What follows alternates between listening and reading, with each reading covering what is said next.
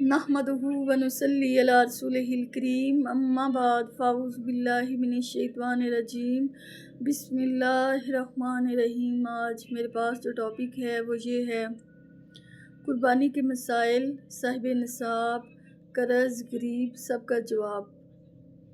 بہت سے لوگ یہ سمجھتے ہیں کہ قربانی صرف ان لوگوں کو دینی چاہیے جو صاحب نصاب ہیں، تو ایسا نہیں ہے۔ اگر آپ صاحب نصاب نہیں ہیں لیکن آپ کا گزر بسر اچھا ہو رہا ہے تو پھر بھی آپ کو قربانی دینی چاہیے۔ رسول پاک صلی اللہ علیہ وآلہ وسلم نے 10 سال مدینے میں قربانی دی تھی، تو آپ صلی اللہ علیہ وآلہ وسلم کہاں صاحب نصاب تھے؟ تو پھر بھی آپ صلی اللہ علیہ وآلہ وسلم قربانی تو دیتے تھے۔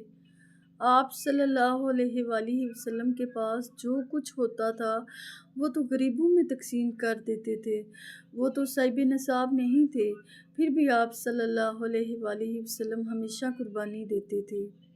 سیدہ عائشہ رضی اللہ تعالی عنہا کہتی ہیں کہ ہمارے گھر میں مسلسل 3 دن تک گندم کے آٹے کی روٹی نہیں بنتی تھی، یعنی اس طرح کے حالات تھے، پھر بھی آپ صلی اللہ علیہ وآلہ وسلم قربانی دیتے تھے ہر سال۔ تو اس حدیث سے یہ بات پتہ چلتی ہے کہ اگر آپ صاحب نصاب نہیں ہیں لیکن پھر بھی آپ کا گزر بسر اچھا ہو رہا ہے تو آپ کو ضرور قربانی دینی چاہیے۔ لیکن ایک شخص ہوتا ہے جو بہت مفلس ہوتا ہے، بہت ہی زیادہ مفلس ہوتا ہے، وہ 2 وقت کا کھانا بھی بہت مشکل سے کھاتا ہے، تو پھر وہ قربانی نہیں دے گا۔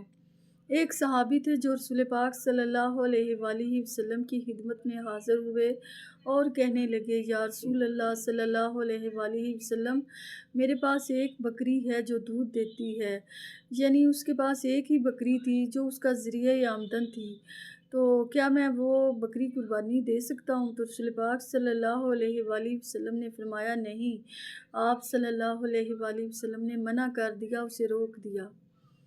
یعنی اگر کوئی شخص اتنا غریب ہو کہ وہ 2 وقت کا کھانا مشکل سے کھائے تو پھر اس کو قربانی نہیں دینی چاہیے۔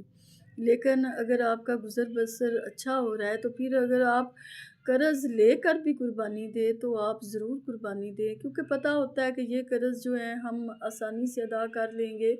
جس طرح کہ فار ایگزامپل اگر کوئی شخص کمیٹی ڈالتا ہے تو پہلی کمیٹی اگر اسے مل بھی جائے تو باقی کمیٹی تو اس پہ ادھار ہوتی ہیں، وہ اس کو دینی ہوتی ہیں، لیکن اسے پتہ ہوتا ہے کہ یہ جو باقی کمیٹیاں ہیں، ادھار ہیں، یہ وہ آسانی سے دے لے گا۔ اسی طرح اگر کوئی ایسا شخص جو قرض اٹھا کر قربانی دے لیکن اسے پتہ ہو کہ یہ قرض وہ آسانی سے دے لے گا تو پھر اسے قرض لے کر بھی قربانی ضرور دینی چاہیے۔ اسی طرح بہت سے لوگ ایسے بھی ہیں جو یہ سمجھتے ہیں کہ ان کی اولاد جوان ہو، بیٹیاں ہوں چاہے بیٹے ہوں، تو پھر ان کو قربانی نہیں لگتی، پہلے ان کو ان کے فرض ادا کرنے پڑیں گے، ان کی شادیاں کرنی پڑیں گی۔ تو قربانی کا اولاد کے جوان ہونے سے یا غیر شادی شدہ ہونے سے کوئی تعلق نہیں ہوتا۔ قربانی کا تعلق آپ کی جیب سے، اگر آپ افورڈ کر سکتے ہیں، چاہے آپ صاحب نصاب نہیں ہیں لیکن آپ کا گزر بسر اچھا ہو رہا ہے تو آپ ضرور قربانی دیں، آپ کو قربانی دینی چاہیے۔